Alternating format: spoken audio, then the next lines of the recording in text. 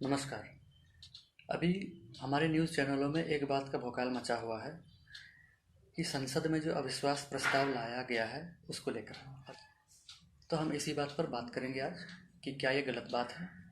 अगर ये गलत बात है तो फिर हमारे पार्लियामेंट्री टर्म में इसे रखा क्यों गया है। तो पहले ये समझते हैं कि इसे लाया कब जाता है, क्यों लाया जाता है।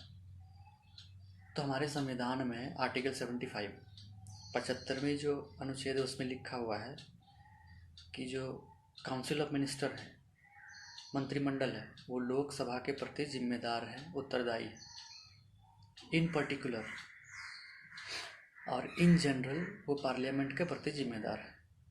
तो अगर वो कुछ ऐसा कदम उठाती है या कदम नहीं उठाती है तो लोकसभा के पास ये पावर है कि उसके खिलाफ अविश्वास प्रस्ताव लाया जाए। अगर वह प्रस्ताव पारित हो जाती है तो मंत्रिमंडल को इस्तीफा देना पड़ता है। कोई नहीं रहेगा, न प्रधानमंत्री रहेंगे न बाकी मंत्री रहेंगे। और ये अविश्वास प्रस्ताव ऐसा नहीं है कि इसी प्रधानमंत्री मोदी जी के खिलाफ ही लाया जा रहा है। पहली बार, सबसे ज़्यादा बार अविश्वास प्रस्ताव इंदिरा गांधी जी के खिलाफ लाया गया था, 15 बार। और अगर ये गलत है तो आप ही बताइए कि उस समय विपक्ष में कौन थी जब इंदिरा गांधी के खिलाफ लाया जा रहा था। 15 बार लाया गया था, एक या दो बार नहीं। उस समय तो विपक्ष में जनता पार्टी थी, लेफ्ट वाले थे। जनता पार्टी में बीजेपी वाले नेता भी शामिल थे। अटल बिहारी वाजपेयी के खिलाफ लाया गया तो उनको इस्तीफा भी देना पड़ गया था। 1999 के पहले वाले जो उनका सरकार 13 महीने की सरकार थी, सरकार गिर गई थी। तो अविश्वास प्रस्ताव लाने का कुछ मतलब होता है, वो आर्टिकल 75 जो है ना उसी में निहित है, उसी के तहत लाया जाता है। क्योंकि देखिए, अगर मणिपुर को केस को लेकर लाया जा रहा है, अभी जो लाया जा रहा है, और एक सवाल और है कि अविश्वास प्रस्ताव में कौन जीतेगा। तो देखिए, इसमें सिंपल सी बात है कि सदन में जो वोटिंग होती है वो दो तरीके से होती है। एक होती है स्पेशल मेजोरिटी, एक होती है सिंपल मेजोरिटी। तो जो नो कॉन्फिडेंस मोशन है, जो अविश्वास प्रस्ताव है, इस पे वोटिंग का जो तरीका है वो सिंपल वाला है, सिंपल मेजोरिटी।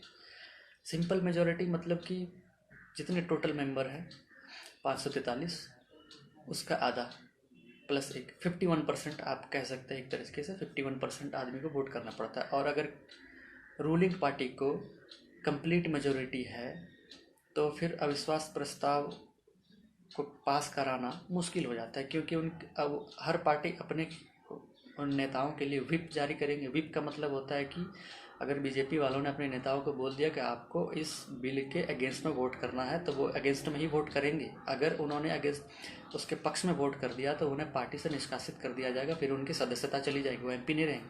कांग्रेस भी इसी तरह अपनी पार्टी के खिलाफ ला सकती है, अपने अपने पार्टी के लिए ला सकती है, व्हिप जारी कर सकती है अपने मेंबर्स के लिए।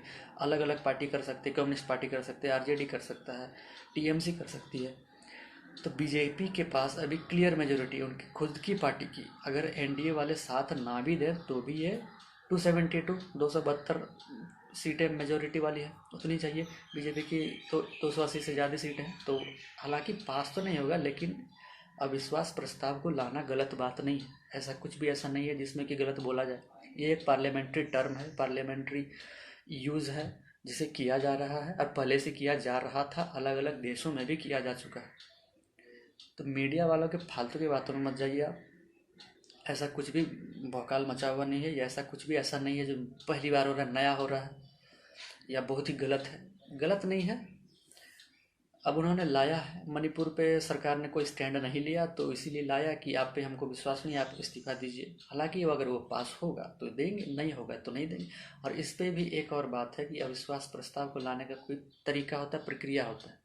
उसमें यह है कि कम से कम 50 मेंबर लोकसभा के मेंबर। और एक और बात, अविश्वास प्रस्ताव जो है वो सिर्फ लोकसभा में लाया जाता है, राज्यसभा के पास ये पावर नहीं है। वो अविश्वास प्रस्ताव सरकार के खिलाफ नहीं ला सकती, मंत्रिमंडल के खिलाफ नहीं ला सकती।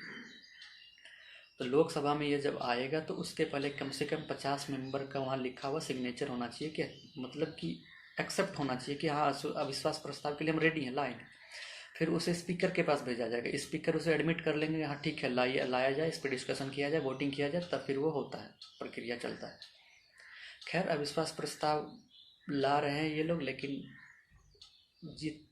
जितना मुश्किल है, क्योंकि क्लियर मेजोरिटी बीजेपी के पास है। ऐसे ही पहले भी होता आया है। उस समय अटल बिहारी वाजपेयी के पास क्लियर मेजोरिटी नहीं थी, एनडीए वाले दल उनके टूट गए थे, तो अविश्वास प्रस्ताव में उनकी हार हुई थी, उन्हें प्रधानमंत्री पद से इस्तीफा देना पड़ा था, बाकी मंत्रिमंडल भी को भी इस्तीफा देना पड़ा था, फिर से इलेक्शन हुए थे। उसके पहले इंदिरा गांधी के खिलाफ, राजीव गांधी के खिलाफ, और एक बार मोदी जी के भी खिलाफ लाया गया था 2019। ये सारे पास नहीं हुए थे। तो खैर ये कोई बड़ी बात नहीं है, मीडिया वाले से हवा बना रहे हैं, ये नॉर्मल पार्लियामेंट्री टर्म है, बस आप इसे समझिए, और ये कोई गलत चीज़ नहीं है। अल्लाह ने का कोई दुख होना चाहिए, बस इस चीज़ पे डिस्कशन होना चाहिए। अनइथिकल बिल्कुल भी नहीं है, ऐसे अनइथिकल साबित करने में लगे हुए हैं लोग, तो खैर छोड़ जाने दीजिए उन्हें, ये अनइथिकल नहीं है और बस एक पार्लियामेंट्री टर्म है। धन्यवाद।